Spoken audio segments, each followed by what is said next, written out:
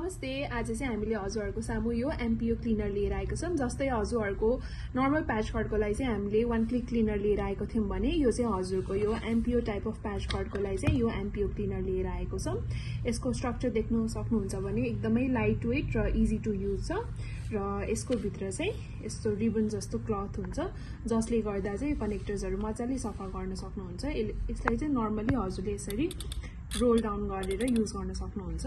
first of all चाहिँ यो हजुरले यो क्यापै लगाउनु पर्ने हुन्छ र यसको क्यापको आधा मात्र यसरी खोलेर यो एमपीओ पनि यसरी कभर निकाल्नु पर्ने हुन्छ र हजुरले नर्मली यसलाई यसरी अट्याच गर्नु पर्ने हुन्छ र यसरी रोल डाउन गर्न सक्नुहुन्छ जसले गर्दा चाहिँ यो एमपीओ चाहिँ मजाले सफा हुन्छ